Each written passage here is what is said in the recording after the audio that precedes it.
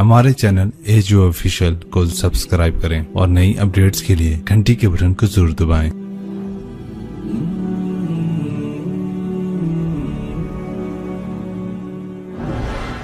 क्योंकि इज्जत और जिल्लत का एहसास छोटे से बच्चे से पैदा हो जाता है। जो यूँ आँख खोलता है और कुछ सुनने और बोलने के काबिल होता है, उसके अंदर इज्जत और जिल्लत का पूरा सिस्टम बेदार हो जाता है।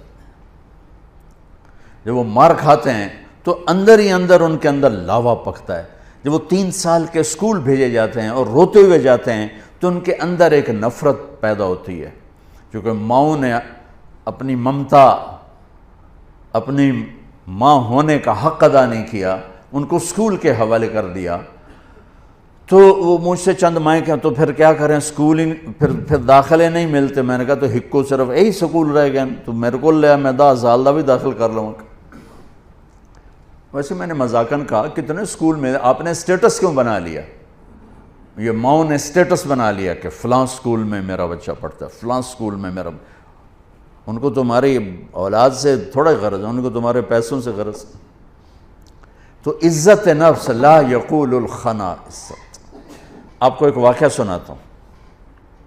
ये वाक़या मेरे घर का है, यानी मैंने कहीं से सुना नहीं, घर का है।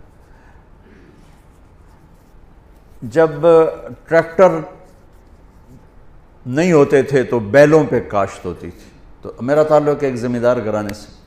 1961 में सबसे पहले पूरे इलाके में मेरे वालिद ट्रैक्टर लेकर आए थे 14,000 का।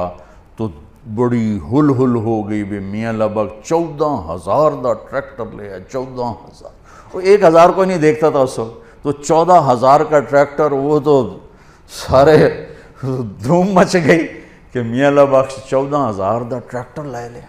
तो वो बैल होते थे, हमारे एक बैल ने चारा खाना छोड़ दिया।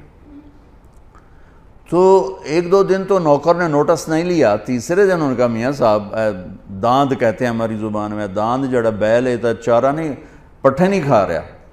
तो अब्बा जी ने, मरहूम ने बुलाया डॉक्टर। उसने देखा, उन्होंने कहा जी कुछ नहीं, ठीक, कोई मसला नहीं। तो ये बेचारा क्यों नहीं खा रहा? का एक पता कोई नहीं। तो एक देसी हकीम था हमारे करीब, तो वालिद साहब मरहूम ने घोड़े पर एक नौकर को भेजा कि जाओ उसको उठा के लाओ। उसको लेकर आए तो उसने बैल को यूं देखा, कहने लगा मियाँ साहब इन्हों पट्ठे कौन पांदा है? तो एक हमारा नौकर था अल्लाह दिता कसाई, तो उसको दित्तू कसाई कहते थे। कहा, अब्बा जी ने कहा जी ऐ है दित्तू, ओए उरे। उसको बुलाया, बैल के सामने बिठाया, जूता उतारा और 5-7 उसके सर में मारे, ठो ठो ठो। कहना जी पट्ठे पाओ। पट्ठे पाए तो वो खाने लगा। ये मैं आपको घर का वाक़या सुना रहा हूँ, घर का, सुनी सुनाई नहीं सुना रहा हूँ, अपने घर की बता रहा हूँ। अब्बा जी ने कहा एक ही जादू है। उन्होंने कहा जादू नहीं है, ये आपके नौकर ने इसको कहीं कोई सोटियाँ मार दी हैं और ये वट खा गया था। इसको गुस्सा चढ़ा हुआ था कि मैंने उस मारे क्यों, मैं तो चंगा भला काम दे रहा। आज जब मैंने उसकी ठुकाई की तो उसको तसल्ली होगी मेरा बदला हो गया, उस पट्ठे खा ले। इज्जत नफ्स तो जानवर भी चाहता है। हम मातहत को जलील करें, ऊपर वालों को मक्खन लगाएं, नीचे वालों को जलील करें। ये माएँ अपने बच्चों को मारें भी सही, फिर कहें इनके वो खिदमत भी करें, ये कैसे होगा? और एक वाक़या मेरा चश्मदीद है।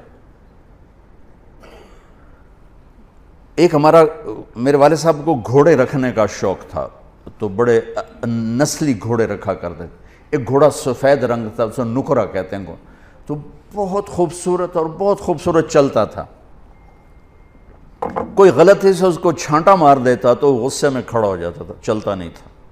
फिर बड़ी देर के बाद जब उसका गुस्सा ठंडा होता फिर चलता था। एक दिन मैं और मेरा छोटा भाई, हम दोनों तांगे पर, और हमारा कोशवान उसको चला रहा, चाचा गामू मरहूम उसका नाम था। तो उसने ना उसको छांटा मार दी। ये मेरा देखा वाक़या है। वो खड़ा हो गया, वहीं खड़ा हो गया। उसने सारे जोर लगायो, हिला नहीं। 3-4 آدمی بلا. جب ایسے کبھی گھوڑا تانگے میں کھڑا ہو جاتا تھا تو پھر ایک دیہاتی ٹرک تھا, 2-3 آدمی ادھر ادھر پہیے کو گھماتے تھے. پہیا گھوم کر جب وہ ٹانگے کی لگتی تھی نا اس کو ہک اس کے پشت میں ہی پیچھے, تو پھر وہ چل پڑتا تھا. تو انہیں 3-4 ادھر 3-4 ادھر زور لگا لی, وہ ہلا ہی نہیں. اب دیکھیں انہوں نے کیا کیا, وہ نیچے آیا اور اپنی پگڑی اتاری اور اس کے پاؤں پہ رکھ کے کہنے لگا اللہ دا نام ہن تا ٹور پاؤ.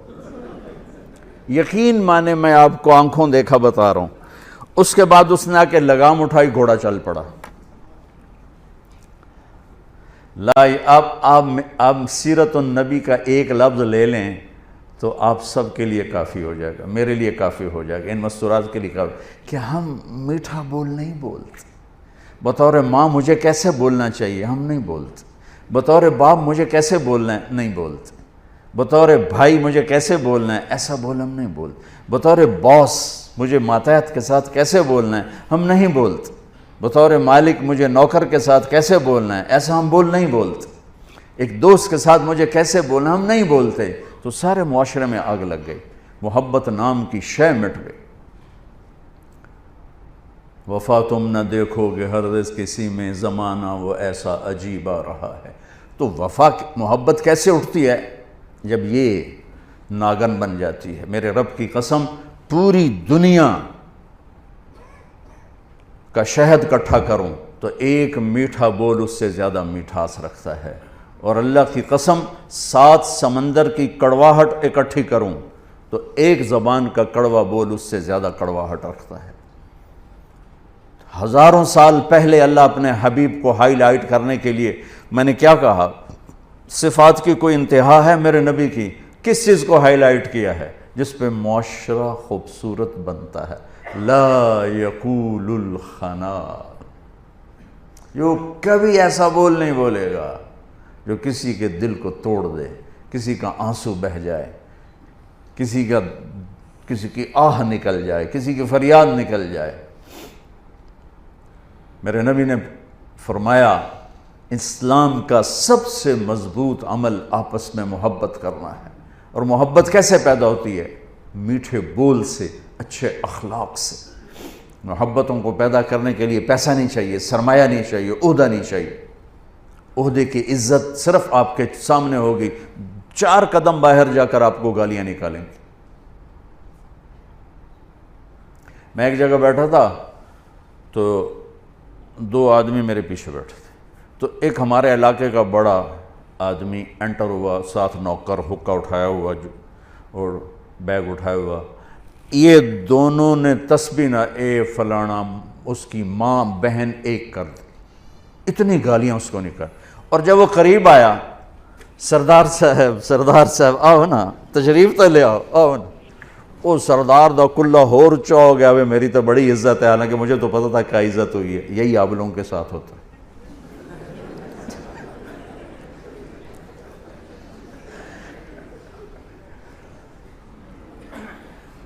اگر آپ دلوں میں بسنا چاہتے ہیں, ایک لفظ پہ عمل کر لیں. جانور بھی آپ سے پیار کریں, انسان تو انسان ہے, جانور بھی آپ سے ایک زبان کا بول میٹھا کر لیں. کتنی ہی کڑواہٹ ہو پی جائیں, پی جا ایام کی تلخی کو بھی ہنس کے ناصر, غم کے سہنے میں بھی قدرت نے مزہ رکھا ہے. سبحان اللہ. میرے نبی نے فرمایا, معاذ تمہیں ساری شریعت کا خلاصہ بتاؤں. اور کس کو کہہ رہے ہیں؟ معاذ بن جبل کون ہے؟ آپ نے کہا میری امت کے علماء کا جھنڈا معاذ کے ہاتھ میں ہوگا. اتنے بڑے آدمی, اور ان کو سمجھائے ایسے جیسے معصوم بچے کو سمجھا. معاذ تجھے پوری شریعت کا خلاصہ بتاؤں؟ کہ جی بتائیں. تو آپ نے یوں کیا, پہلے فزیکلی زبان نکالی, پھر فرمایا کف ھذا, معاذ اسے قابو میں رکھو, اور اس کو تعبیر کہہ دیے شریعت کا خلاصہ. پورا دین زبان کے اندر بند کر دیا.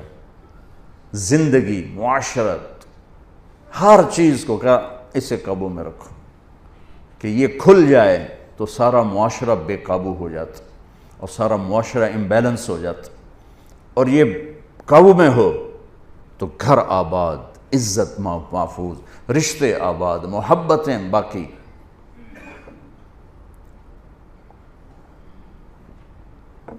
اور چونکہ یہ مشکل کام تھا تو یوں دکھا کے کیا کہ معاذ اپنی زبان پہ قابو رکھو۔ وہ کہنے لگے یا رسول اللہ انؤاخذ بما نقول، جو ہم بولتے ہیں اس کا بھی حساب ہوگا؟ تو آپ نے کہا تیرا بھلا ہو۔